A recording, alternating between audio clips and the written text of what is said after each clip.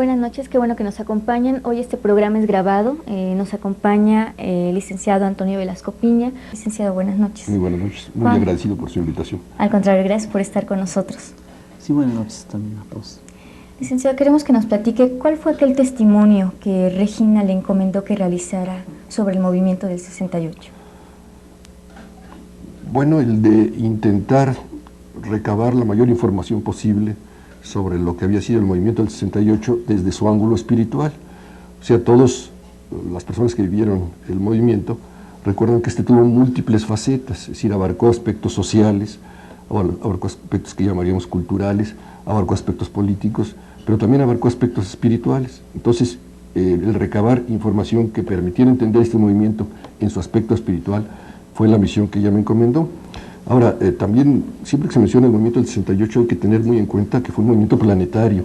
Muchas veces nos olvida que no nada más ocurrieron acontecimientos ese año aquí en México, y que cualquier explicación que intentemos dar de este movimiento tiene que ser una explicación que abarque todo lo ocurrido en el mundo, no nada más en México, ¿no?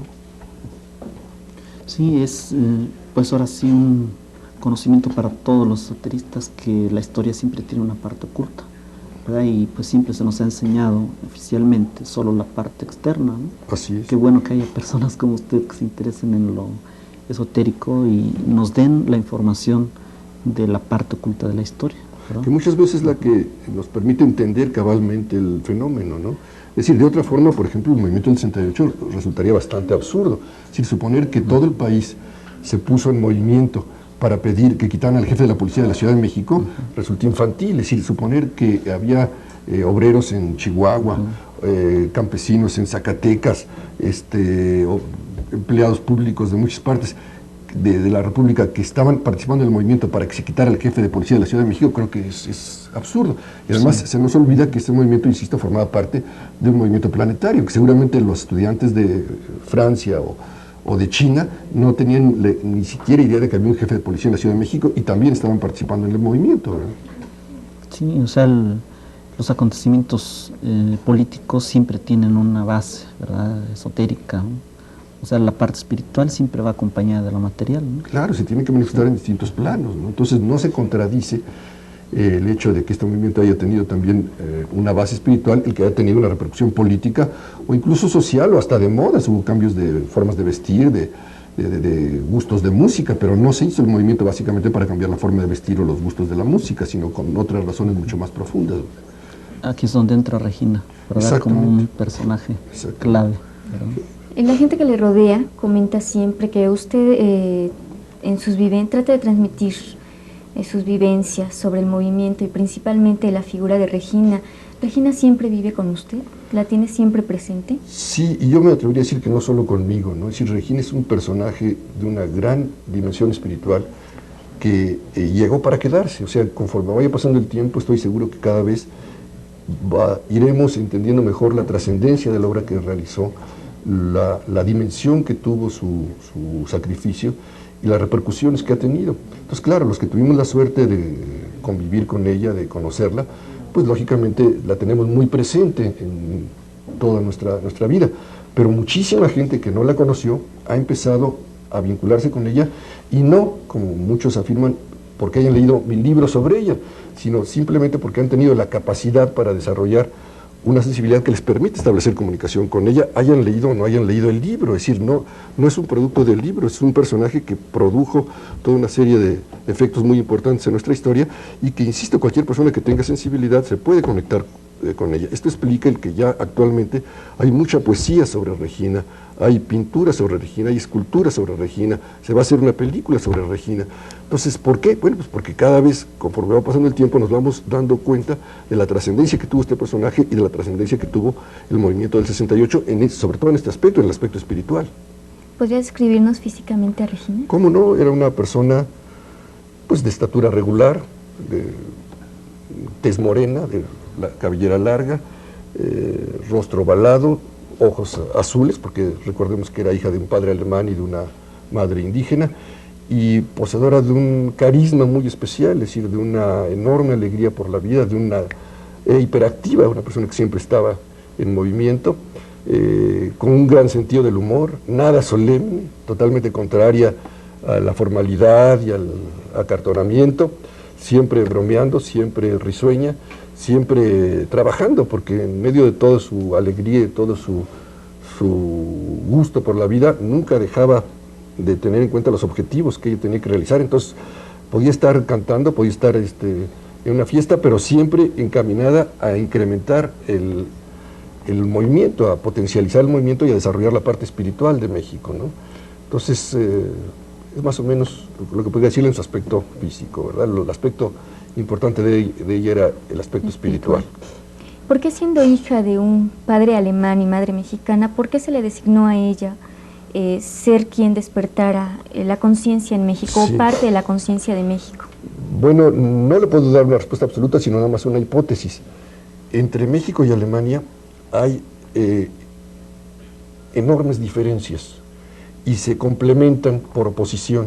O sea, los alemanes tienen lo que a los mexicanos nos falta y los mexicanos tenemos lo que a los alemanes les falta. Por ejemplo, evidentemente los alemanes son un pueblo muy disciplinado, muy ordenado, muy trabajador, muy tenaz, ¿no? Cualidades que no tenemos los mexicanos.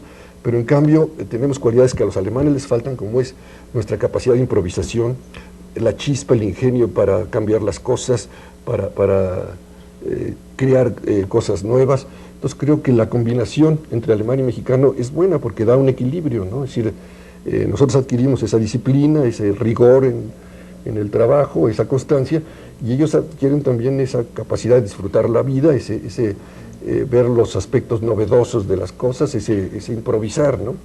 Entonces creo que se complementan los dos caracteres por oposición, porque son muy distintos las formas de ser de ambos pueblos. Comenta usted que en un viaje que se hizo al Tíbet, los padres de Regina, cuando la madre estaba en gestación, la gente de allá, ¿cómo explicarle? La gente de allá supo qué era lo que venía en el vientre de la madre, supo el producto, el grado de espiritualidad que ella tenía. Sí. Sí. Bueno, primero había que ver por qué tuvo que ir Regina a capacitarse al Tíbet. Lo hizo porque en esa época el Tíbet era realmente el último centro de desarrollo espiritual funcionando activamente. O sea, mientras allá en todo el mundo la escala de valores que nos regía a todos era una escala totalmente material y pragmática, en el Tíbet seguía existiendo una escala de valores espirituales. Haga de cuenta como si el objetivo nacional, en vez de incrementar la producción económica del país, fuera incrementar el nivel espiritual. Es decir, toda la sociedad y todo el Estado tibetanos eran teocráticos y estaban encaminados a producir la iluminación y el despertar. Entonces esto hacía que los centros de enseñanza del Tíbet estuvieran más desarrollados que los de cualquier otra parte del mundo. Eso por una parte. Por otra parte, tenemos que recordar que históricamente es demostrable, aunque es, digamos, discutible, pero sí es demostrable, que ha existido siempre, aquí sí, al contrario de México y Alemania, que son lo opuesto, entre el Tíbet y México hay una enorme similitud. Yo nunca he estado en el Tíbet, pero las personas que han estado dicen que uno puede estar en Lhasa y no sabe uno si está en la Lagunilla, porque el tipo físico de los tibetanos es muy parecido al de los mexicanos y el carácter de los tibetanos es muy parecido al de los mexicanos. O sea, se trata de pueblos muy relajientos, muy fiesteros, muy religiosos, un poco desordenados y desorganizados. O sea, hay mucha similitud, incluso, insisto, no solo física, sino en el carácter.